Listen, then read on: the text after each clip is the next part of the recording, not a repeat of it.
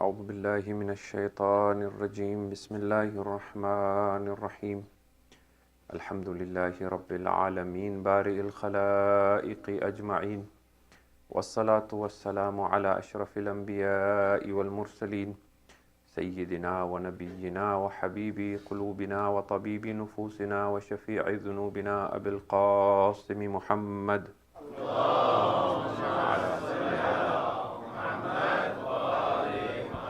ثم الصلاة والسلام على آل بيته الطيبين الطاهرين المظلومين ولعنة الله على أعدائهم أجمعين من يوم عداوتهم إلى يوم الدين أما بعد فقد قال الله تبارك وتعالى في كتابه وهو أصدق القائلين بسم الله الرحمن الرحيم الله يبدأ الخلق ثم يعيده ثم إليه ترجعون صلوات على محمد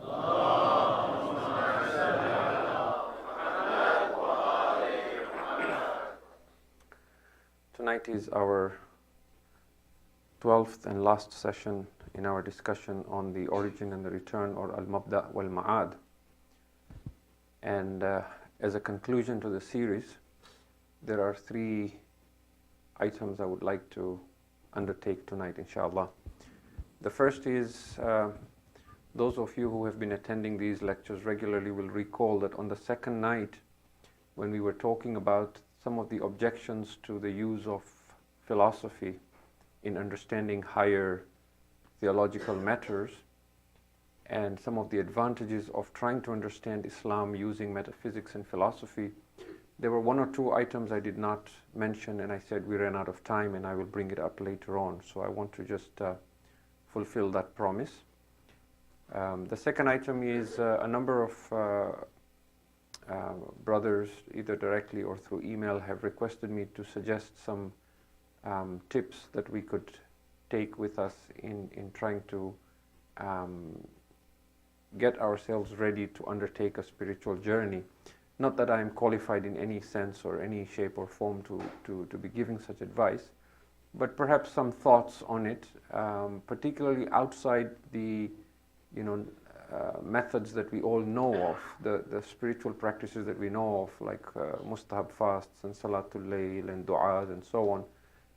Any other things to think about in how we conduct ourselves in life that might actually prepare the ground for us to have more spiritual experiences, inshallah. And then finally, as I've been mentioning, I've been receiving a lot of questions, especially through email, and I want to try and answer some of them, especially the ones that I feel will clarify a lot of the other matters we have discussed in the previous nights, and questions that I think a lot of us may already have, but we've not had an opportunity to discuss. So, beginning with the two items that we might list as advantages of pursuing Islamic falsafa, or the study of metaphysics from an Islamic perspective. One of the advantages of doing that is a very common matter that we have to deal with on an ongoing basis nowadays is the issue of atheism. And a lot of our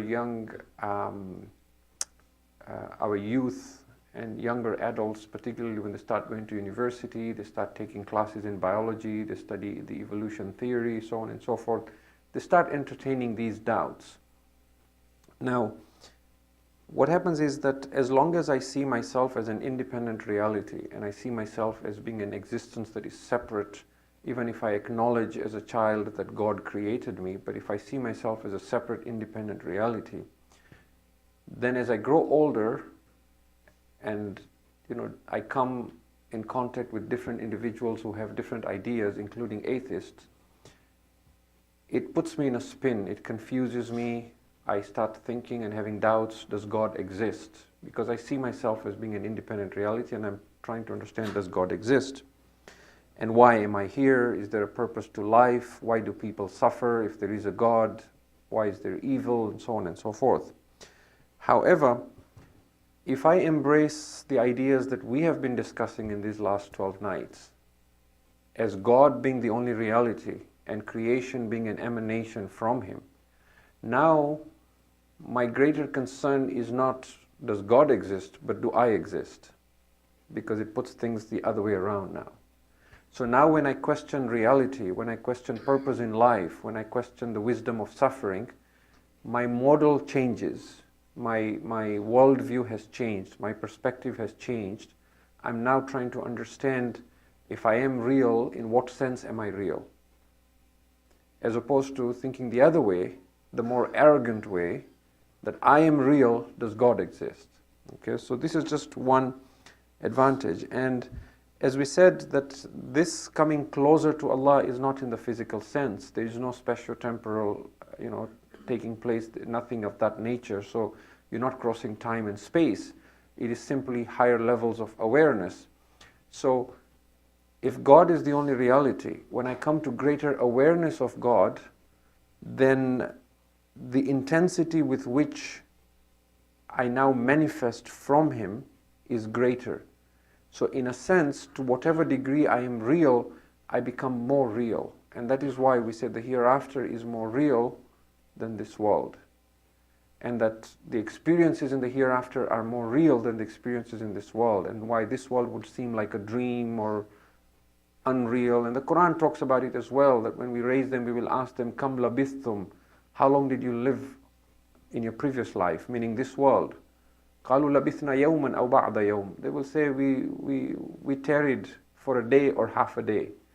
So whether you live for 60 years or 80 years or 90 years or 120 years, it will feel like you lived here for a day or half a day when you compare to the reality of what we awaken to.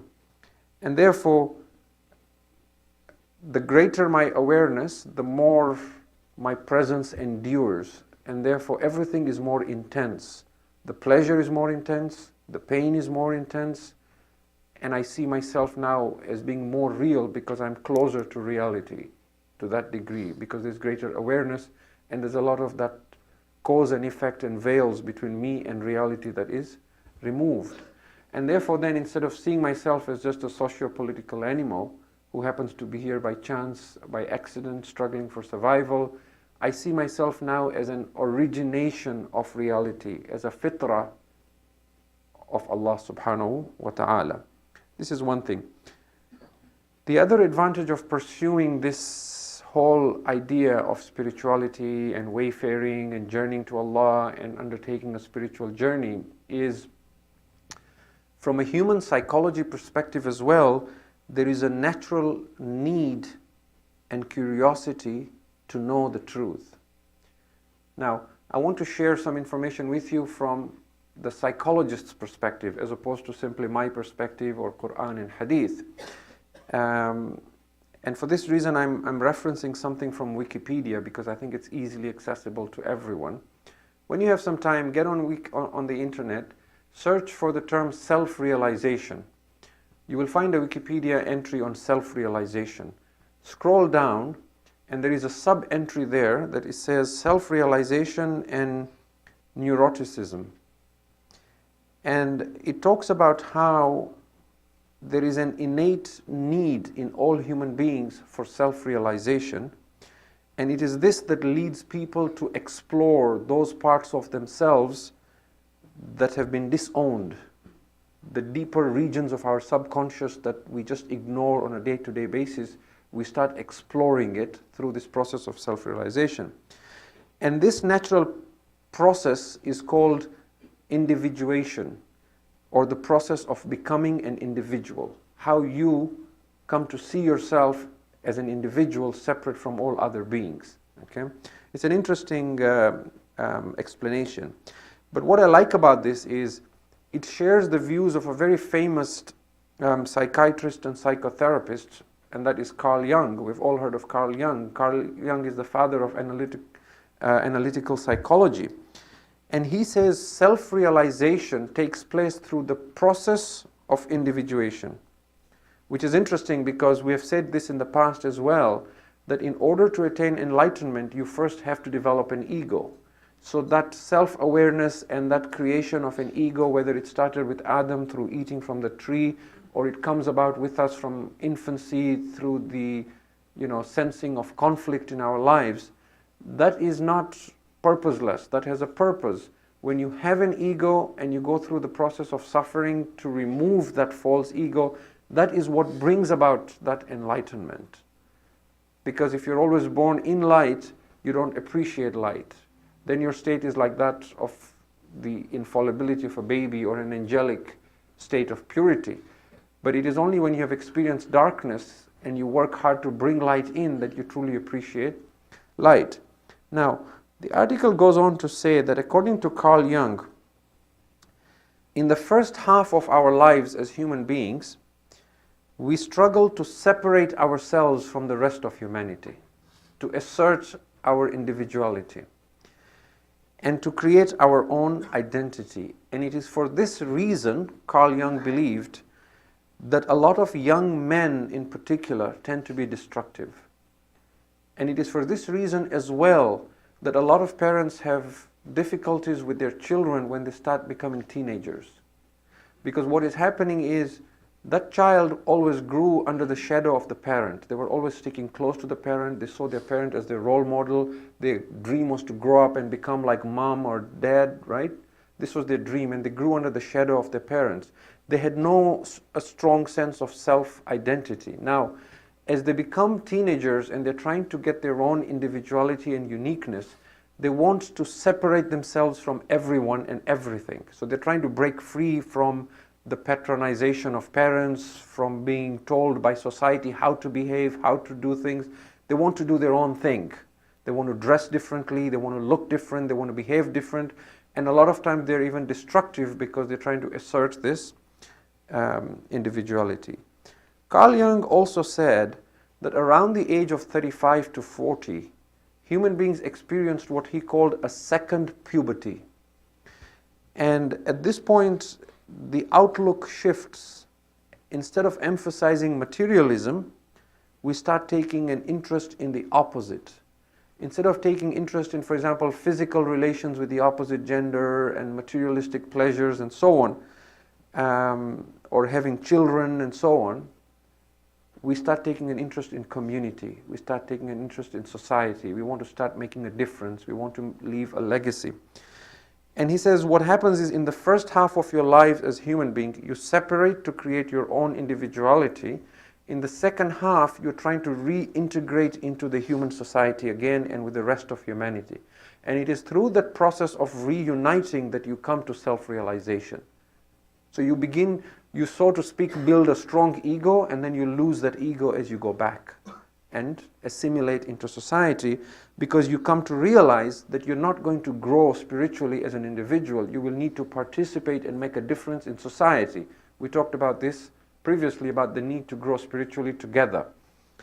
And so you find that after the age of 40, we have more time to volunteer. We're more concerned about building as opposed to destroying. We start taking an interest in gardening, we start taking an interest in art, we start taking an interest in what other human beings have contributed in history, and so on and so forth. And so he says that as in the second half of our lives also, we are more likely to start paying attention to our conscious and unconscious feelings. We begin to explore and start thinking, why do I behave the way I behave? Why am I angry all the time? Why am I sad all the time? Why am I impatient all the time? Why do I go through life as if, the world owes me something? We start exploring our feelings and thoughts in the second half. In the first half, you will not find a young person thinking about these things as to I am sad or I am angry. They're just acting out, right? Because they have not yet rejoined the collective human experience. And so, in a sense, we rebel, trying to search for our individuality, and then we become wiser and start contributing to humanity in the later half of our lives. Now, here's the part that I wanted to emphasize here. Carl Jung proposed that the ultimate goal of the collective unconscious and self-realization is to pull us all together as a society and as a species towards a higher experience, i.e. a spiritual experience, meaning subconsciously, after we move away, we come back because subconsciously we want to collectively grow the human species to something that is more spiritual. It is in us to become more spiritual. So yes, We are social creatures, we are political creatures, we have all these other dimensions to us. We have the intellectual side, we have the emotional side. But in the later part of our lives, the most dominant and strong urge within us, when that materialism and physical passion starts to wane, is the desire to grow spiritually, because therein lies purpose, therein lies the secret to transcending the fear of death, the fear of becoming nobody, the fear of disappearing into oblivion. And so, what I found very interesting is, I told you the subtopic was self-realization and neuroticism. He concludes, Carl Jung, by saying, if a person does not proceed towards self-knowledge, neurotic symptoms may arise in such people. And these symptoms are widely defined, including, for instance, phobias, psychosis, and depression. What he's trying to say is, if a life is lived unexamined, if when we have the time and opportunity we don't ask these important questions, who am I? Why am I here? Is there a purpose to life? Why do I have a spiritual side to me? Why am I curious about spirituality? Is there a higher truth? How do I go about pursuing it? If I don't pursue this, then later in age, because that life was unexamined, then these symptoms may manifest in a person, where you will find them having all kinds of fears and phobias, or psychosis, or depression, or just unhappiness with life that cannot be explained. So there were many other advantages to what we have said, that if a person starts attributing all goodness to Allah subhanahu wa ta'ala, and a person surrenders and sees himself as being completely connected to Allah subhanahu wa ta'ala, it eliminates things like jealousy within communities, it eliminates things like self-pride and thinking oneself is better than others. It also removes the fear of death, because now if I'm just a sign pointing towards reality, and ultimately it is only God that is real, then the only thing that's going to happen to me by death is I'm going to come to greater awareness and greater realization of that reality.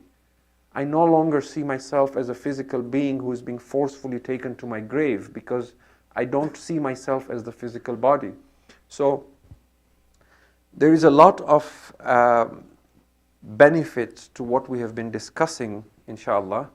And the point that I'm trying to emphasize here is that the pursuit of spirituality, the pursuit of understanding our faith deeper, whether it's Quran, whether it's Hadith, and giving it a philosophical dimension, is not a luxury, is not a nice to have, is not, this sounds interesting, when I have the time and I'm financially independent and I've retired, I'll look for some books or I'll start listening to these lectures. No, this is in a sense a necessity.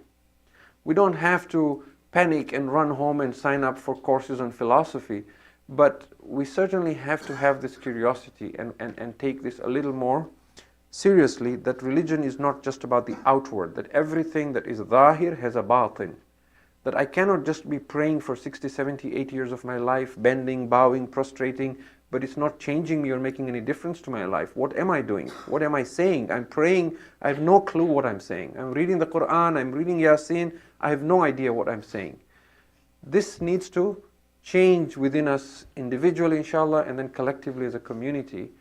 And when we do that, then a lot of good things begin to happen. The way we raise our children changes. It puts pressure on those who preach to us as well, because now when we're all of a certain caliber, then those who preach to us have to be able to keep up. Those who teach our children in the madrasa have to keep up, and so on and so forth. If you can recite as-salawat ala Muhammad wa ala.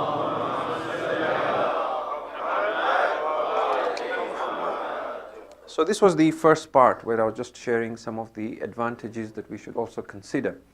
The second part is some of the tips that I would like to offer in how we commence our journey then in spirituality. And as I said, none of these tips are quote-unquote religious, in the sense that I'm not going to give you advice on, try and pray Salatul Layl, or fast on Mondays and Thursdays, or set aside some time for Quran and reading du'as. These are certainly very, very important, dhikr of Allah and so on. But I'm trying to share some ideas that I'm sure we've all thought about, but just, things that we can adjust in our day-to-day lives. The first thing is that I would encourage myself and all of us to develop a tendency to interact with nature more directly, and then to reflect on it and find an esoteric meaning in the most mundane of things that we observe in nature. What has happened over time is, because we have been so inundated with technology and our lives have become so fast, we live an unnatural life on a day-to-day basis, but we don't notice it. Like, for example, I'm walking down the street, it's fall season, there's a beautiful tree there, bursting with fall colors, but I have no time to look at the tree because I'm in a hurry, or I'm busy on my phone checking messages, right? Slow down, take the time to stop and look at that, because you are nature and you're interacting with nature. You are both pointers and signs pointing to something magnificent, the Creator. So when one of you looks at the other, a lot of magic can happen, but we need to take the time. You see, even the way we live our lives, if you look at the history of human beings, originally we never used to spend so much time indoors the way we do now. Right? Human beings originally built homes as a shelter. It was a place where you only went in to sleep in the night to protect yourselves from the weather and from wild beasts and predators or thieves and things like that. But with time, we brought our kitchen into the house, so we stopped cooking outside. Then we brought our washrooms into the house. Then we brought our bathrooms into the house. Then we had water running in the house. Then we had electricity running in the house. So there was less and less reason to be outdoors. We still went out for work, but now with internet and technology and all, we can also work from home, right? So we tend to spend so much time surrounded with man-made structures, with just walls and just plastic and leather and glass. Especially now as winter approaches, sometimes we go to work and it's dark, and we leave work and it's dark. We just miss sunrise to sunset altogether, right? We haven't seen the day. So it's not easy, certainly, and I know the pace at which life moves here. But when you have opportunities, if you see a beautiful sunset, take the time to see it. Take it as a bonus. If you're stuck in traffic and there's a beautiful sunset, instead of panicking you're stuck in traffic, there's nothing you can do. Enjoy the sunset, right? When the weather's beautiful, spring, fall, just put away the cell phone. Go out to your backyard, sit on the deck, sit on the grass. Let people think, you've lost it a bit, but just sit there, enjoy nature. Now, the mind and the egoic self doesn't like boredom, so it's always thinking, tell me what to do, tell me what to do, give me steps, give me step 1, 2, 3, 4, 5, so when I finish them I can become enlightened. But if you remember, what we said is, our journey is not from ignorance to knowledge. Our journey is from forgetfulness to remembrance. The truth is within us. So what we need to do is create the space that will allow that remembrance to happen. There is nothing specific I can tell you to do. All I can tell you is, when you make a habit of sitting in nature, go camping in summer. I know for some of us, the idea of camping is spending a weekend at Holiday Inn, but that's not what I mean by camping. I mean, if you're going with family and you can't do wilderness camping, go to a serviced site where you have some water, you have electricity. But, let us learn again to listen to the chirping of birds, to listen to the crickets in the night. We've lost that ability completely. All we hear is construction machines, drilling, just all kinds of... And you notice the beauty, because Allah made everything as pointers towards Him. The noise that nature makes does not annoy you, no matter how loud it is. Even thunder, it might leave you in awe, but it doesn't build your stress levels up. You sit by the beach, right? You've all been to Florida or wherever. Crashing waves, right? It's making a constant noise, that crashing waves, but it relaxes you, it doesn't stress you. But go sit on the 401 when they're drilling the highway and this construction, right? Your stress levels just go through the roof, because it's not natural.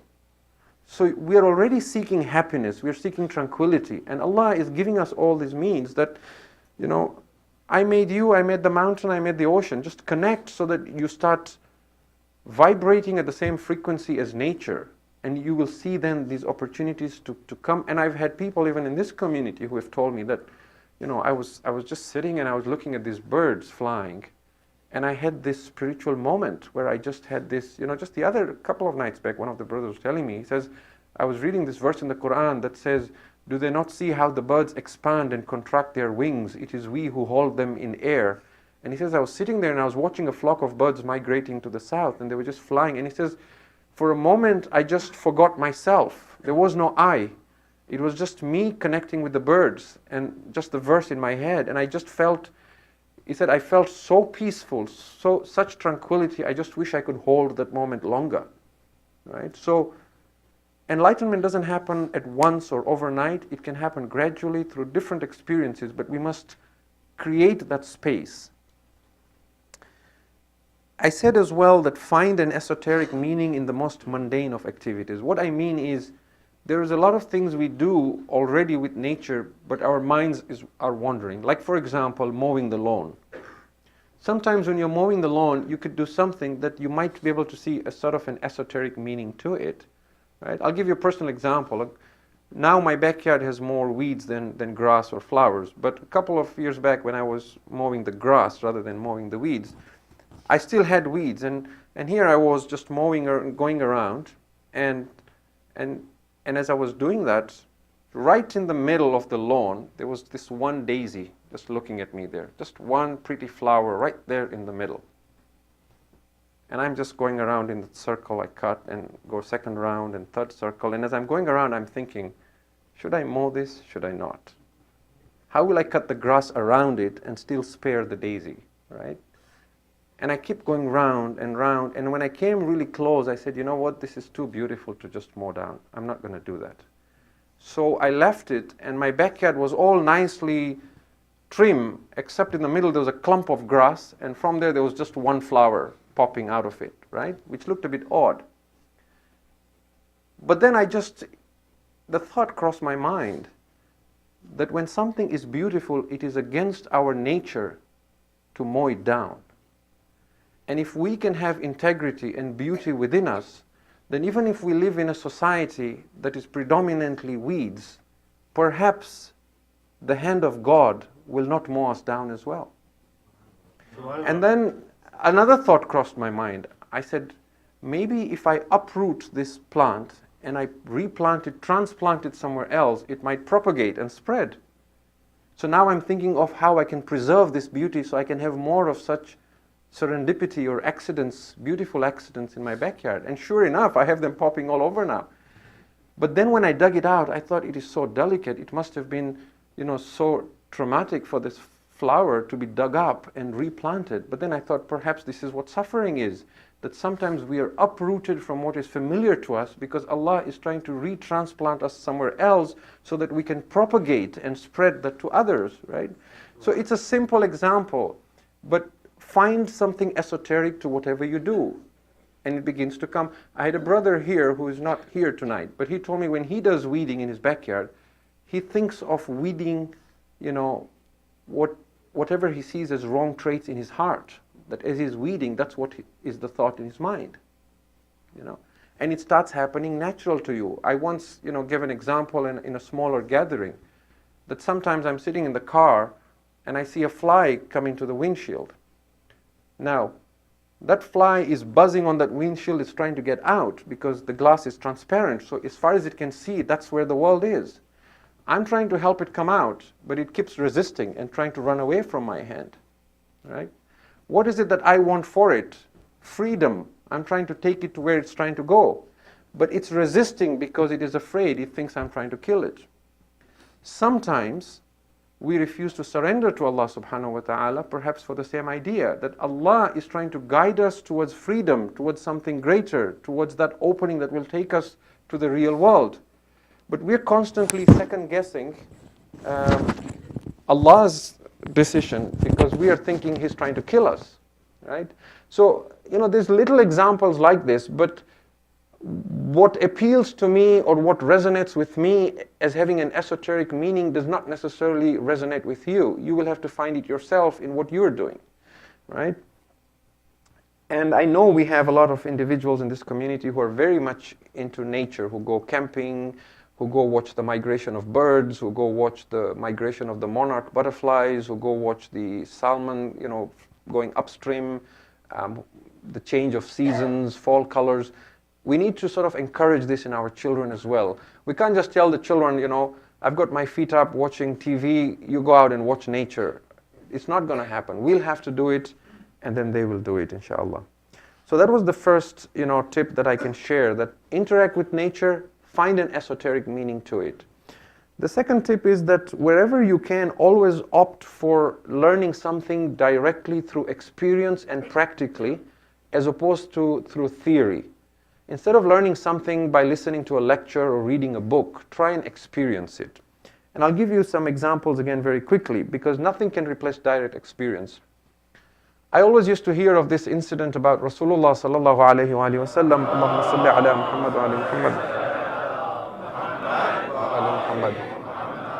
that on one occasion he went out into the desert with a group of his companions, and at one point they needed some fire, to light a fire, to cook a meal or stay warm or whatever it was. So he asked them to go fetch some firewood. And they looked around and they said, Ya Rasulullah, there's only sand here, it's a desert. Where are we going to get firewood from? He said, go look. And when they went looking, to their surprise, they started finding twigs here and a little branch there and a little twig there. And before they knew it, everybody was back with a big bundle. And Rasulullah sallallahu alaihi wasallam said to them, this is an example of sin. It collects in your heart like little twigs. When you look at your life, you think, I'm doing pretty good. For the most part, I'm a good person. I don't have any sins. But all those little sins that you have not repented for, they're like little twigs all over your heart that you don't see. If you sit and reflect over your life and you collect them, you will find there's a big bundle that can light a fire in hell. And therefore you need to find that. And through repentance you come to a higher level of spirituality as well. Now, we've all heard this incident again and again and again. But when did it actually make sense to me? It made sense to me the first time I went camping. I went camping on a serviced site. We put up the campsite. We went to the camp office. We bought firewood. So we bought big logs. Now, those of you who've been camping, you know you can't just light a fire with big logs. You first need little twigs, and you need to start it with little stuff, and then you get to the big wood pieces themselves. Now the twigs, you have to look for them out there in the wilderness. So we start looking around, where are we going to find twigs here? You look around, there's only grass. Because you're camping at a serviced site, right? There's only grass. Then you said, let's go look around. And as you walk and start looking more closely, you find a twig here, you find a twig there, you find a twig there, and before you know it, you've come back with a big bundle. And you still don't understand that this is just grass. How did I get so much wood? Now, this experience, now I fully understand what the companions of the Prophet actually experienced, because it's firsthand. And I think you see where I'm going with this. You see, when Allah speaks of water or trees or fire, look at, for example, in Surah Al-Waqi'ah, He says, أَفَرَأَيْتُمُ الْمَاءَ الَّذِي تَشْرَبُونَ. Have you considered the water that you drink?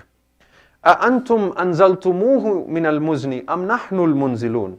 Are you the ones who send it down from the clouds, or are we the ones who bring it down? لَوْ نَشَاءُ جَعَلْنَاهُ أُجَاجًا فَلَوْ لَا تَشَكَّرُونَ. Had we wished, we could have made it salty, because it comes from the sea. And then it forms clouds, and then it goes inland, and then you get rain. We could have kept it salty, and then what would you drink? Do you then not give thanks? Now, if all your life you have had water running from the faucet in the kitchen, you will not appreciate this verse. But the day you have to go wilderness camping and you're not allowed to take water, and you have to fetch water from the lake, and you have to boil it, and you have to purify it yourself, and you have to experience it, or you have to collect rainwater, then you understand exactly what this verse is saying. The same with when you have to light a fire in the wilderness, or build a shelter in the wilderness, and Allah continues and says, أَفَرَأَيْتُمُ النَّارَ الَّتِي تُورُونَ. Have you considered the fire that you light? أَأَنْتُمْ أَنْشَأْتُمْ شَجَرَتَهَا أَمْ نَحْنُ الْمُنْشِئُونَ. Are you the ones who cause the trees to grow from which you set your fires alight, or are we the ones who cause it to grow?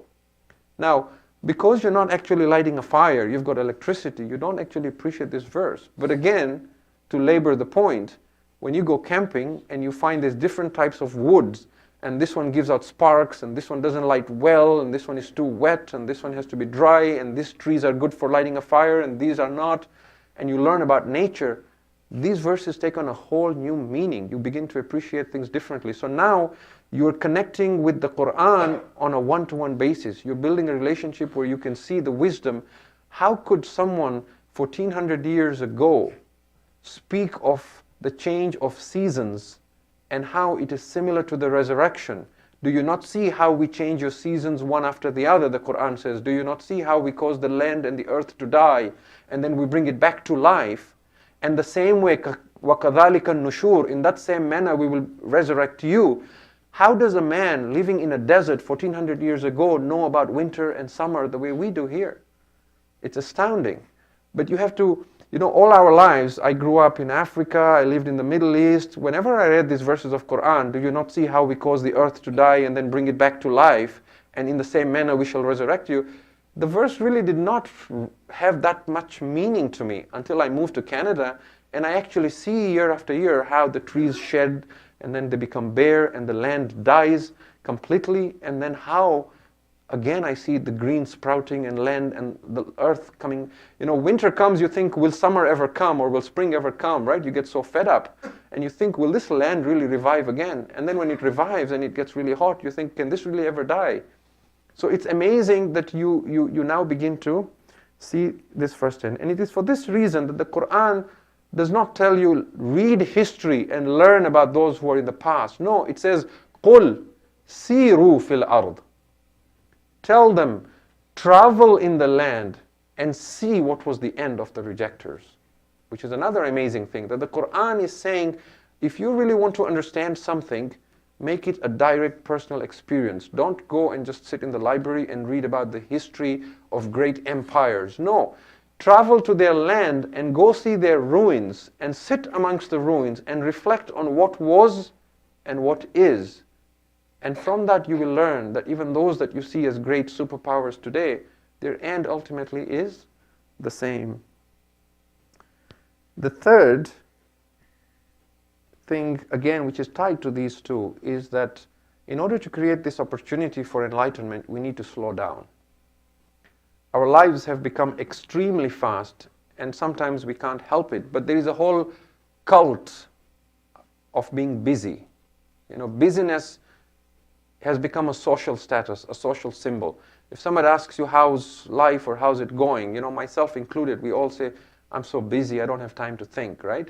Now, if you say you're really busy, that shows you're productive, you've got a life, you're ahead of the game, you're somewhere in the ladder in society. But if somebody asks you, it would be good to have coffee with you, and you're like, yeah, I'm free today, tomorrow, day after, morning, afternoon, anytime, you think, this guy's a loser, right? He's got so much time, no, Rocha, what has he? That's the thing we think. So we have subliminally come to understand that for you to be somebody, you have to be busy, you have to have no time, right? But, as someone rightly pointed out, Sir Isaac Newton would not have discovered the law of gravity if he was busy replying emails and running after to-do lists. Because that story of the apple is actually true. It's not true that the apple fell on his head, but it is true that his idea of the law of gravitation came about when he was observing an apple tree and he saw an apple fall from the tree. That is the inspiration for that. Now, and if you look at history, every great invention and every great discovery came about when people made time, when their lives slowed down.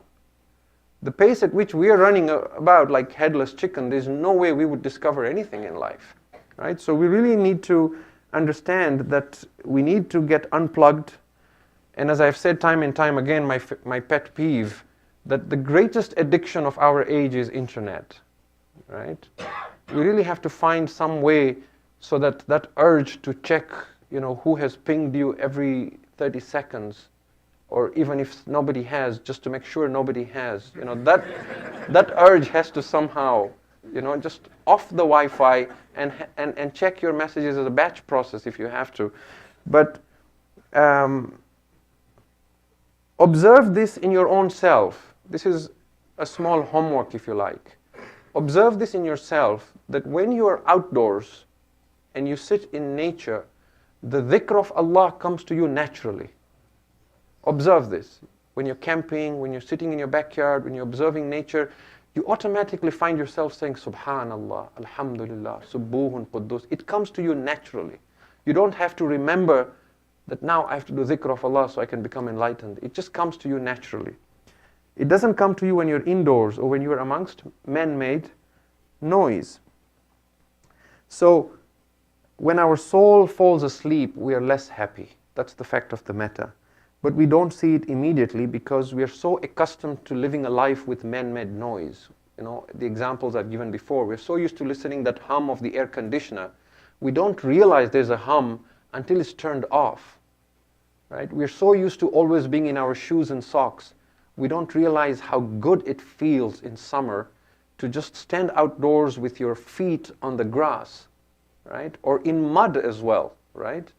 We just have lost that experience. Everything is yuck and oh, and there's grass and there's this and there's that, and right? And connect with nature, slow down. And these are great ways to, inshallah, create that right circumstances. And then the fourth and the final was to reduce addictions, which is something I've talked about time and time again, so I'm not going to get into it. As a conclusion, I don't have a lot of time for Q&A, but I'll try and answer a few questions. But as a conclusion, I want to mention A, B, C, D with a few pointers. A, there is a reality, this is a conclusion to our whole series, there is a reality that is beyond the material world, which is 1, uncreated, 2, it pervades everything, and 3, it remains beyond the reach of human knowledge and understanding. You can never know it, it can only know itself. That's A. B, you approach that reality, that truth, that consciousness, if you want to call it Allah subhanahu wa ta'ala, you approach it by 1, distinguishing your ego from your true self, 2, understanding the nature of desire, which is what jihadul nafs is all about, 3, becoming unattached, which is what zuhud is all about, 4, forgetting about individual preferences so that you are not always trying to run away from suffering or fighting for survival, which is what patience or sabr is all about. 5, not working for personal gain, which is what ithar or altruism is all about. 6, redirecting your attention towards that reality, which is what dhikr is all about. 7, being devoted, which is what taqwa is all about. 8, being humble. 9, invoking that reality, which is what dua and supplications is all about. 10, seeking help from a mediating love, which we talked about yesterday, which is what wasila is all about. And finally, you approach this reality by surrendering your self-will to the will of this reality, which is what taslim and being a Muslim is all about. Okay? Now, C, that reality approaches you. This was how you approach that reality. But that reality approaches you in 2 ways. 1 is through its grace, what we call lutf ilahi, so directly. And 2, through a teacher. That teacher primarily is the Prophet ﷺ. Allahumma salli ala Muhammadin wa ali Muhammad. Wa ali Muhammad. And then the 2 weighty things that he leaves behind, the thaqalain, which is the Quran and the Ahlul Bayt alayhimus salam. So he approaches you through these means. And then further below that, then anything that connects you to this, whether it is the sermon from someone, whether it is a book you read, whether you will find that as you take an interest in spirituality, just when you need it at the right time, you will just chance upon the right lecture or the right book at the library or the right website or the right conversation or the right experience. There is no coincidence in life. وَالَّذِينَ جَاهَدُوا فِينَا لَنَهْدِيَنَّهُمْ سُبُلَنَا. Those who strive in our ways, we guide them onto our ways.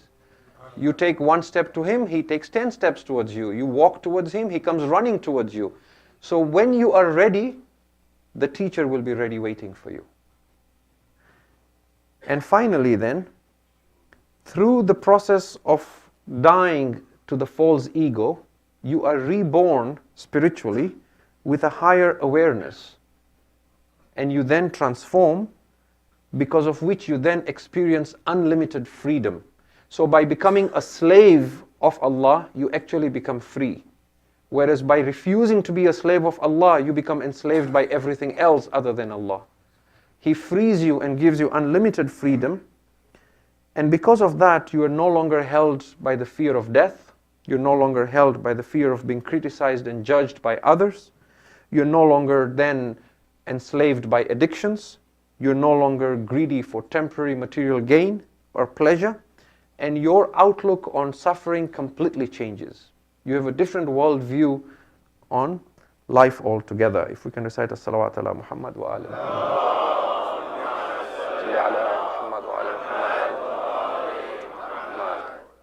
Now, I have about 20 questions, and I don't know if I have time for that. Those that I don't have questions for, I'm trying to answer the questioners directly through email.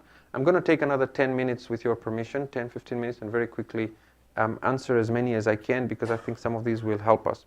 The first question is, if everything is a manifestation of God's names and attributes, how do you explain the existence of evil and evil people? Now, what I can offer as an answer here is that God does not create evil. Even in Surah Al-Falaq, where He says, "Min sharri ma khalaq," from the evil, "Qul a'udhu bi rabbil falaq," min sharri ma khalaq, from the evil of what He created, that does not refer to God creating evil. Min sharri ma khalaq means from the evil of what He created that is not evil. In other words, He creates me, and then the evil that I do, that is min sharri ma khalaq. Okay? Now, we need to understand that when we speak of God, God Himself is not touched by good or evil. Or for that matter, He is not touched by paradise or hell. Because when we speak of hell, we speak of certain physical circumstances, isn't it? We speak of a place that's very hot, where the temperature is very high or very cold. When we speak of paradise, we speak of food that is pleasurable to eat, or the temperature is very good and is very comfortable. These things do not have any bearing with Allah subhanahu wa ta'ala. So if we say, and I'll come to that question if we don't run out of time, that how do we then explain hellfire as a creation of God if everything is manifesting from God? But philosophers debate that in reality there is no duality. And this is a debate that has gone on for a while between monotheists and atheists, that when you speak to scientists, they will tell you cold is not a reality, heat is a reality. Cold is simply the absence of heat. So when you talk of something of being very cold or certain degree of coldness, it is the degree of heat that it lacks. And in fact, scientifically as well, they say temperature is the average energy of the motion of atoms and molecules in an object. And the coldest temperature that an object can approach would be when all the atoms in it are perfectly still. And the more these atoms vibrate, to that degree they create what we perceive as being heat. The same they say for light and darkness, that there is no darkness, there is only light. So darkness is simply measured by the absence of light. When there is absolutely no light present, then it's absolutely dark. But the reality is light, not darkness. On that same basis, a lot of monotheists, Muslims and Christians, argue that God created only good, and evil is nothing but the absence of good. So to the degree that you block goodness, to that degree it is perceived as being bad or evil. Now, atheists come back and say that if you say evil is not a reality, and cold is not a reality, and darkness is not a reality, the problem is that I can still feel cold. You might say it's not a reality, but I can still feel cold. You might say darkness is not a reality, but I can still sense darkness. You might say evil is not real, it's just the absence of good, but I feel the pain of that evil. So it has to have some reality. What we are saying is, we are not saying that evil does not exist. What we are saying is, it certainly does. But what happens is that when creation is granted free will, because evil only comes from creatures that have free will. It doesn't come from creatures that don't have free will, obviously, because they are in a surrendered state. When a creation is given free will, then if that creation that has free will becomes unconscious of its connection to reality, and as nature is trying to manifest its attributes, which we said flows like water through the path of least resistance, if that creation has developed a false ego that blocks that attribute from manifesting itself in it, then that manifests itself as evil. How evil now is measured by how much it blocks. So if a person is sometimes generous, sometimes stingy, then he's not blocking it completely. But somebody who is absolutely stingy is completely averse to allowing generosity to flow through him. So we perceive that as an evil. And that goes and every evil will therefore have an opposite that is good, whether it is cruelty, whether it is miserliness, whether it is being rude, whether it is being obscene, whether it is being unchaste, there is an opposite to it. Now the question, why doesn't God stop evil? That is a completely separate discussion. Because if God was to interfere and stop evil, then that would also negate the idea of free will. And that is another philosophical discussion that we cannot get in. But our concern here, however, is that does evil manifest from God's names and attributes? And what we're saying is that evil does not manifest from God's names and attributes. It is creation that manifests from God's names and attributes. And then creation is given a choice in action, which is the free will. And when it blocks those names and attributes from manifesting in their full extent, then through the egoic self and the refusal to surrender, we perceive that as evil. Right? It is just again like the case of light, that if you study how light forms and how different colors form, you see that when light falls on an object, if all the spectrums, all the colors in its spectrum bounce back, you perceive it as white. If all of it bounce back but it absorbs one color, you perceive it with that color, like red or blue or green. But if it absorbs everything and nothing reflects back, then you perceive it as black. So it is the absence of that light coming back that is perceiving as evil, but in reality it is not. Question 2 is, you mentioned the hadith that we were created from the leftover clay of the Aimma alayhimus salam, and we also know that Adam was created from clay. How does that fit into this whole theory that we are vibrating atoms? And tied to this is another question about, Jannah, that we are told in Jannah about physical pleasure. The food and the servants and the gold and the silver and the palaces and the Hur al-Ain and so on and so forth. But now if we're talking about, atoms and vibrating atoms and so on, it's a bit disappointing that, is this what we're going to? Now, what we want to say here is that even in this world, the clay is also made of vibrating atoms. But does it feel less real, right? So whether this world is made of just atoms that is mostly empty space, or the hereafter is made of atoms that is mostly empty space, is irrelevant. It does not affect your experience. Okay? When we say, we are vibrating atoms and we are not as solid as we think we are and there's all this empty space, what we are trying to do is bring a certain realization of our essence and how we are connected to Allah subhanahu wa ta'ala, and that we're not as solid or real as in an independent reality as we think we are. But ultimately, if we assume that everything in existence is made from this God particle, then it really doesn't matter. If anything, when we go to the hereafter, because there is a higher level of awareness and we are closer to reality, therefore those same ingredients, whatever that God particle or that subatomic particle might be, our experience will feel more solid and more real, as we said. The pleasure will be higher, the pain would be higher, but it does not, in any sense, affect our experience. Right? What happens then is in paradise, it is more intense, there is no decay, there is no old age, there is no death. And so our aim has been to show that we are not an independent reality in our essence. Not to say that you're not real or that your experience is not physical. If it feels physical, it's physical. The fact that what is happening behind the scenes is not as physical as you think it is another matter. Right? We were discussing with some brothers last night that even when you touch an object, from a physicist's perspective, you're actually not touching anything.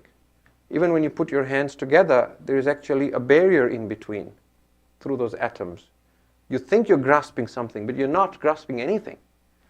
Now, is that a disappointment? No, because when you touch something, you feel smooth, you feel whatever, the pleasure of touch. but the reality behind is the reality behind it. Okay, so that doesn't change. Now, there is another question here about, I will skip this question. I'll have to be selective in my questions, unfortunately, because of time. So I'll pick the ones that I think would be more directly tied to what we're discussing and might be difficult to explain. Here's a question that many of you may have thought. If everything is manifesting from Allah, then that would include hellfire. How can we say hellfire is part of God? So, first, of course, as we have said, hellfire is evil to us. From God's perspective, it is nothing but a manifestation of His wrath. And just as God does not get pleasure out of paradise, He is not tormented by hellfire as such. It is not good or evil to Him specifically. What happens is that if you look at the names of Allah, the Asma'ul Husna, you see that there are some names that many people have raised questions about because these names have to what you might call a negative connotation. So these names include, for example, Al-Qahhar, the subduer, Al-Jabbar, the restrainer, Al-Khafid, the abaser, the humiliator, the downgrader, which is the opposite of Ar-Rafi', the one who elevates and honors. Then you have Al-Mudhil. Al-Mudhil is the one who disgraces, the one who gives dishonor, which is the opposite of Al-Mu'izz, the one who gives honor. And then you have Al-Muntaqimu, the one who avenges. And you have Shadidul Iqab, and so on and so forth. Now, philosophically speaking, paradise is a manifestation of Ar-Rahman, Ar-Rahim, Al-Wadud, Al-Kareem, Al-Jawad, and so on and so forth. And hellfire is a manifestation of Al-Jabbar, Al-Qahhar, Al-Khafid, Al-Mudhil, and so on and so forth. Okay? And there are 2 points here. One is, of course, if we understand it from this perspective, then we can understand the existence of these names that we think are quote-unquote negative. But what I find interesting here is that we, the Shi'as in particular, we emphasize the adala of Allah subhanahu wa ta'ala, the justice of God. A lot of Muslims, their understanding of the justice of God is different. Their understanding is that whatever God does is just, even if it is perceived as being unjust by human beings. And therefore, if God decides on the Day of Judgment to take all the prophets and all the awsiya and all the righteous people that He promised paradise and put them into the fire of hell, and take all the devils and all the demons and shaitan and Iblis and Yazid and Shaddad and Namrud and all and put them to paradise, that would still be justice. Because God does as He wills, and He cannot be questioned in what He does. So their understanding of justice of God is that whatever God does, that is just. Our understanding from the Ahlul Bayt alayhim salam is that if you emphasize this point, then that means you also say that God breaks His promise, because God says in the Quran, "Inna Allah la yukhliful mi'ad." God will never break His promise. And God says, "Kataba ala nafsihi rahmah." He has prescribed it and made it incumbent upon Himself to be merciful. So now, for Him to have the freedom to do as He pleases also opens the potential for Him to break His promise, to lie, and to do the opposite of what He has kept in expectation of His creation. What I find interesting though is that the reason why our understanding of Adl is truer is that all these names that we might connotate and understand as negative, they all have opposites. Look, for example, Al-Rafi', the one who elevates, the opposite is Al-Khafid, the one who demotes and degrades and humiliates. Al-Mu'izz, the one who honors, it has an opposite, Al-Mudhil, the one who dishonors. However, Al-Adil does not have Al-Dhalim. The just, there is no opposite to say the unjust. And the fact that this name does not have an opposite shows you that it is not conceivable for God. And for this reason, we emphasize adala in our usuluddin, and we emphasize that it is impossible for God to be unjust.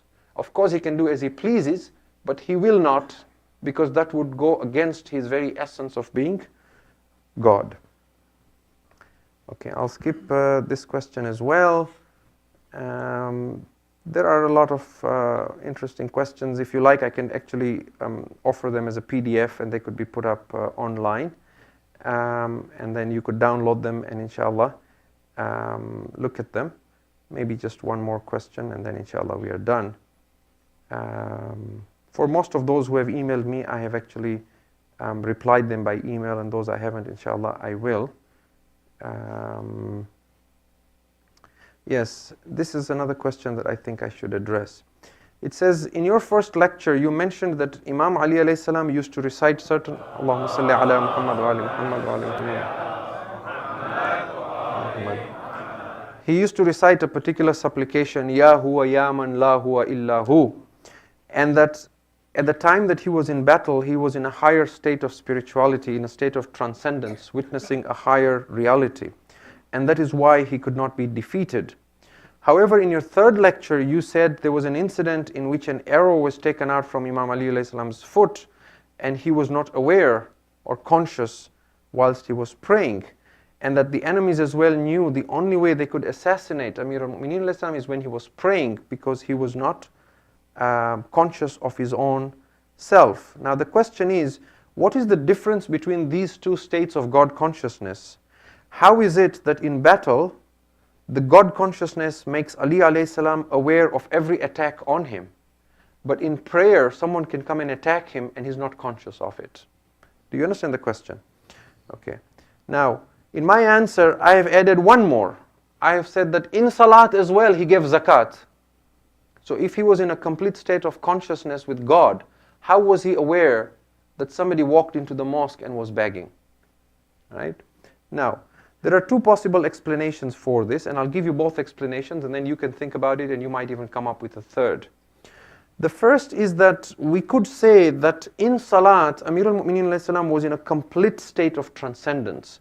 However, in battle, he was in a higher state of spiritual awareness, but not necessarily the same as that in prayer.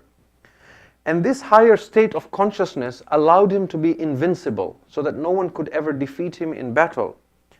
But it might not have been the same as in Salat. And this is not blasphemous to believe. Why? Because an oscillating state of consciousness fits the description of someone who is a creation, regardless of how magnificent he is as a creation. The only entity for which we can say a state is absolutely constant and never changes is Allah subhanahu wa ta'ala. For every other besides Allah, any creation, that state would change. That when he is with his children, when he is talking to his friends, when he is serving people, when he's lecturing from the pulpit, he couldn't have been completely absent and there was no Ali at every time and every moment of his life. It would have been always a higher state of consciousness, but of different gradations. That's one explanation. The other explanation might be to say that in any act of worship, because while fighting as well, jihad is worship. While giving the beggar his ring, zakat is also worship. So another explanation would be that in any act of worship, Ali alayhi salam was completely surrendered to the will of God. And in battle, it was God's will to guide him in his fighting and to use that skill to overcome the enemy. Whereas in prayers, it was also God's will that he should attain martyrdom. And he certainly knew that he was going to be assassinated. We know that from all the, first of all, he had met Ibn Muljim on so many occasions, even before 40 AH, and he told him that you will cover the blood of this, my head with my beard, on several occasions. And then on that night, he kept looking at the heavens and kept prophesying. And then the way he left the house as well. And then when he entered the mosque, he saw Ibn Muljim and he said to him, I know what you're concealing. So certainly he knew, but he was a surrendered being. Right? So, and Allah says this in the Quran, as we mentioned, about Rasulullah sallallahu alaihi wasallam as well. Allahumma salli ala Muhammad wa ali Muhammad wa ali Muhammad. That وَمَا رَمَيْتَ إِذْ رَمَيْتَ وَلَكِنَّ اللَّهَ رَمَى. You did not throw dust at the enemy when you threw, but Allah threw. Or for example, when the Prophet took a pledge of allegiance from people at the tree of Ridwan, Allah says, إِنَّ الَّذِينَ يُبَايِعُونَكَ إِنَّمَا يُبَايِعُونَ اللَّهِ يَدُ اللَّهِ فَوْقَ أَيْدِيهِمْ. Those who pledged allegiance to you, they actually pledged allegiance to God. It was God's hand that was on their hand. Right? So God doesn't have a physical hand, but that means at that point the Prophet is completely surrendered. And so when the Prophet put his hand on them and they pledged allegiance, it was as if God had put his hand on them. So we could also explain it in that way, that it was God who was controlling Ali at these different times. And we know, for example, that the gate of Khaybar, for example, when Amir al-Mu'minin lifted the gate and he flung it several yards, after the battle, 40 strong men tried to move the gate and they couldn't. And when the gate used to be fixed on that wall, it used to take 40 men to open it and close it. And when they asked Amir al-Mu'minin, how could you simply lift it, uproot it, and throw it? He said, at the time that I did it, I did not lift it with my strength. Now, what strength he lifted it, that is his secret. We don't know. But we know from just the chemistry in our body that when our adrenaline is rushing through our body, we are able to commit feats that are superhuman, isn't it? If you're in danger and you're being chased, you will jump over a wall that on the best of days, you probably couldn't jump even with the help of a ladder, right? And then after you've jumped, you look back, how was I able to do that? And you go speak to, the doctors, oh, it was adrenaline, right? So, spiritual adrenaline, if you like. But it or kufr to believe that Imam Ali alayhi salam was able to fight in battle under the influence of a divine power. Now, I will answer one more question and end. And the reason I'm answering this question again, because I think it is important and I don't think everybody will download the document and read it. And I think this is a very important question, and it's the last, I promise. The question is, how come we know of some people who are enlightened and they're not Muslims? And we speak of enlightenment, you have to go through, the mediating love and go through the Imams and Quran and Ahlul Bayt and the Prophet and follow Islam and spirituality. How does it happen for people who are not Muslims? And again, it's a lengthy discussion and I'm going to be brief. Firstly, we need to understand that enlightenment is not of one level. It's not that when your ego shatters, you're all at one level of enlightenment, right? The reason why even in paradise, the journey is infinite is because you continue to grow in enlightenment. So we could argue that there are many degrees and that even those who have attained enlightenment outside Islam, if they were to come into the fold of Islam and see Islam as the religion of surrender to a higher power and to understand Quran and Nahjul Balagha and Hadith, then they would attain even higher levels of enlightenment. That is one thing. The other thing is that even when we look at our own faith, last night we spoke about the 313 companions. We are told in Hadith that these 313 who will be Urafa, they will not all be of the same rank. They will be of varied ranks. Some of them will be superior to others in their understanding of Tawheed, in their enlightenment, and even in their supernatural abilities. Okay, so we are very clear that there is a gradation even in enlightenment. Secondly, this is a point that actually Maulana Rizvi has made in the past, that we, the Shia of the Ahlul Bayt alayhim salam, we are not pluralists, but we're also not exclusivists. We are inclusivists. And the difference here is this: a pluralist says, there is no one path that is absolutely right. There is no one path or true religion. All religions are equally right. And it doesn't matter which one you follow. At the end of the day, they're all leading to the same place. So no one has the truth. Everyone has a bit of it. That's the pluralist view. Okay?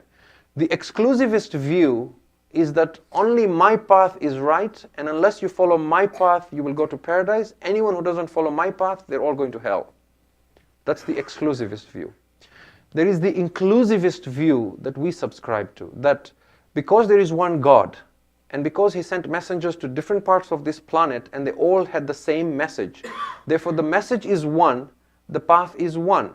Every time it changed and got skewed, a new prophet came to restore that path. So there has to be one path that is right, because if there wasn't any one path that was right, then the mercy and grace and justice of God would necessitate that He should send another prophet to again restore that path. It wouldn't be fair that He kept restoring it for 124,000 prophets, and now nobody has the right path and He's not sending anyone else. So there has to be one right path. But the other paths as well are not entirely wrong. They all have traces of that truth of varying degrees. And If you understand this, then what we are saying is that Islam is the shortest, fastest, quickest way to enlightenment and salvation and success in the hereafter. Now, if you are a Muslim and you have understood Islam and you have understood Quran and Ahlul Bayt and you have understood this is the right path and the shortest path, if you leave this path and try and find enlightenment through some other path, you will not find it, because that is foolishness. You're on the highway, you've got a tarmac, nice clean road, you're zooming at 150, you say, no, I'm going to walk on thorns and go through valleys and go through the wilderness, and I'm going to go around and take the big round and get to the end that way. Right? It's a huge risk you take. However, if there is an individual who never found out about Islam, who was given the wrong impression of Islam because of some other individuals who spoil the name of Islam by committing acts of terrorism, who give Islam a bad name, or because we don't do our part in sharing the true message of Islam, and they have a wrong understanding of Islam, and they never get to know Imam Ali, they never get to know Nahjul Balagha, they never get to know Quran, but they're still desirous of knowing the truth, and they have some truth, and they keep struggling for it. It's not impossible that they may arrive at the end at the truth, but their path will be rocky, it will be hard, it will be difficult. If anything, we will be questioned, that why did not you do your part in helping them, show them a quicker way to get to me, right? So we have no right absolutely to point at anyone and say this person is going to hell, or this person is a kafir, or this person is this, or this person is that. That is for Allah to decide. Ours is to be preoccupied with ours, to say that if we have the fastest, quickest way to enlightenment, then this is what we need to pursue. So this is again just a brief answer to say that you might see enlightenment in other human beings, and when you do see it, listen to what they have to say, see how it agrees with what you believe and what you understand, because our Imams have taught us, do not see who is saying, see what is being said, seek knowledge even if it's in China. There were no Muslims in China at the time, right? So if you find words of wisdom, even if it was written 100 or 500 years ago, be open to it, be receptive to it, but be knowledgeable in your faith so that you can understand to what degree it agrees with this path of Islam and to what degree it disagrees with it, right? And therefore, it is not any alarm as to why anyone else might find enlightenment. They've just taken a harder, longer journey. In conclusion, what I want to say to all these questions that I've been receiving, and I suspect that I will continue to receive questions, is that ultimately when all is said and done, we will not understand the answers to our questions through debates and discussions and rationalizing and conceptual understanding. Because as we said, the truth lies with ilm al-huduri, not with ilm al-husuli. So no matter how many questions you ask me, every time I give you an answer, you will have another question to that answer. Because that is the nature of the mind. It's trying to grasp something that is beyond its realm. The only way we will truly understand something to a point where we have absolute conviction and then there is no question after that, where there is just an understanding and a realization, is if we can have direct experience of the answer that we're trying to conceptualize. And that will happen only through spiritual struggle, through transformation, through change, and of course we have the best guides in the Quran and in Muhammad and Ali Muhammad alayhim afdalus salatu wassalam. Allahumma salli ala Muhammad.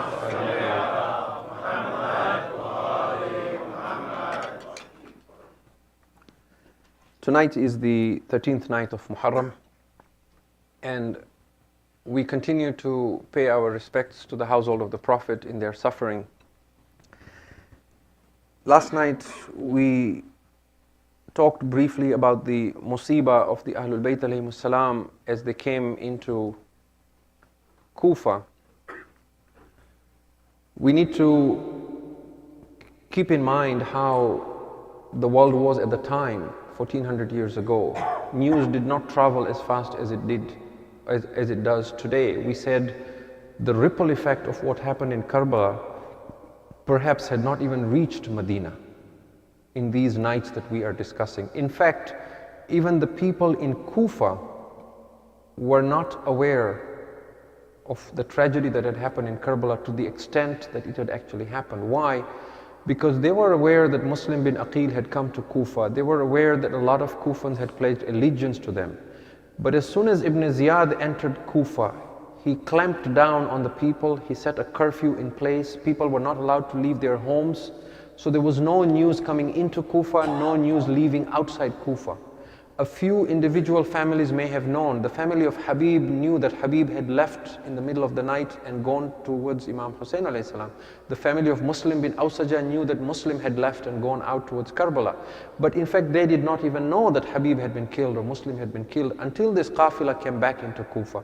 So there were a lot of individuals who were waiting for Imam Hussein to come, and perhaps at this point they were still thinking that Imam Hussein might show up with an army and overthrow Ibn Ziyad. But there were also people who had been brainwashed by Ibn Ziyad when he decorated the city, when he brought out all the riffraff, and he tried to convince the people that these were rebels, these were heretics, na'udhu billah, these were people who rebelled against the Caliph Yazid, and therefore they must be shamed and they must be humiliated. And of course there were people who had betrayed the Ahlul Bayt alayhimus salam as well. And as this qafila was brought in, and we mentioned last night that, you know, with the heads of the martyrs on spears and Imam Zainul Abidin tied in chains, bleeding from his wounds and the shackles and chains, the women weeping on saddleless camels, being paraded through the bazaars with their children on their laps. And there's all sorts of reactions amongst the people. Some are throwing water at them, some are throwing fire at them, some are jeering and booing at them, some are laughing at them, some of them are saying to them, you deserve this, some of them are mocking them, and they are trying to show the people and open their minds and tell them what has been happening. And we're told that at one point this qafila is brought to the darbar of Ibn Ziyad, and they're waiting outside the palace of Ibn Ziyad, and an old man comes to Imam Zainul Abidin alayhi salam, and he sees the Imam standing with his head bent downwards. He says to him, who are you? And the Imam says, I am Ali bin Hussein bin Ali. He says, are you the son of Hussein? He said, yes, I am the son of Hussein. He says, I cannot believe you are the son of Hussein. He said, why can you not believe I am the son of Hussein? He said, because last month your uncle Muslim was here, and when Muslim was brought to the darbar of Ibn Ziyad, he stood with his head held upright, and he looked at Ibn Ziyad in the face and spoke to him, whereas you are standing with your head bent down in shame. How can you be the son of Hussein? The man, Imam said to the old man, he said, oh Shaykh, you have not been fair. When Muslim bin Aqil came, he was alone. He did not have Zainab and Kulthum with him. He did not have his aunts and women without their hijab with them. My circumstance is different. When they were presented before Ibn Ziyad, we are told Ibn Ziyad looks at Imam Zainul Abidin and he says, I thought all the men have been killed. Who are you? And the Imam said, my name is Ali. I am the son of Hussein. He said, I heard Ali, the son of Hussein, was killed in Karbala. Imam Zainul Abidin said, that was my brother Aliun al-Akbar, and the people killed him. To which Ibn Ziyad said, no, the people did not kill him. Allah killed him. And the Imam now in his Jalal says to Ibn Ziyad, he looks at him and says, Yabna Ziyad, no, Allah takes the soul of people when they die, but it was you who killed him.